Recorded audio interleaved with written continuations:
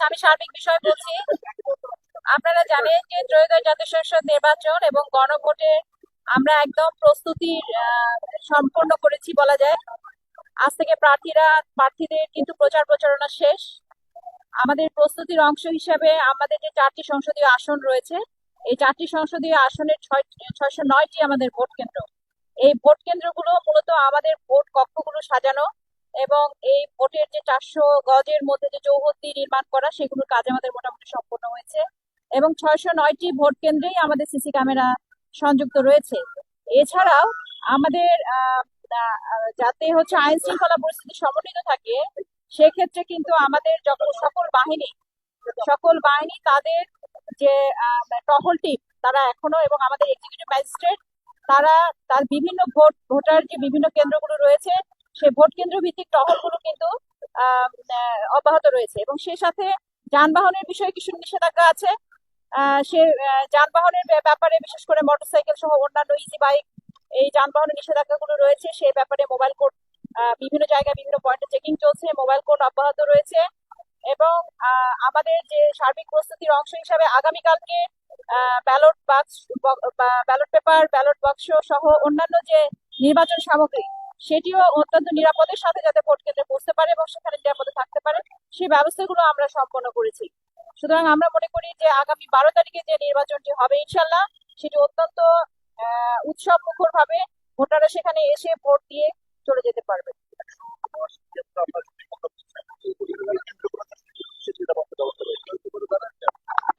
আচ্ছা, এই কেন্দ্রগুলোতে পুলিশের বডি অন ক্যামেরা রয়েছে।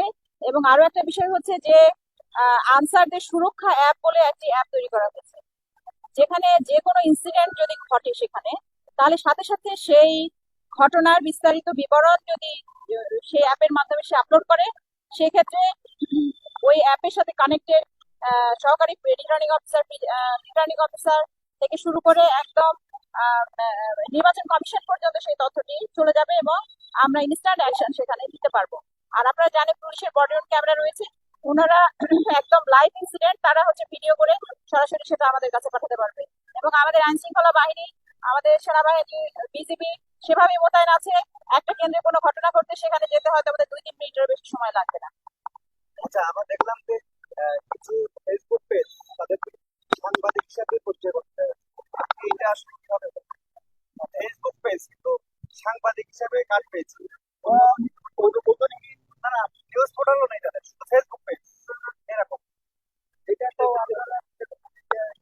আচ্ছা, আমাদের এখানে একটা চেক লিস্ট দেওয়া আছে।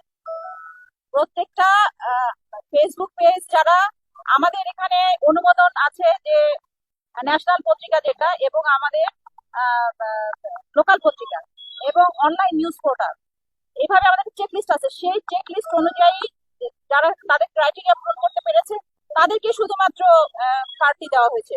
অন্যভাবে কার্ড আপনারা আবেদন করেছে অনেক বেশি, রিজেক্ট হয়েছে অনেক। আপনারা যদি এই তথ্যটি চান, করতে পারবো। যেমন আপুনা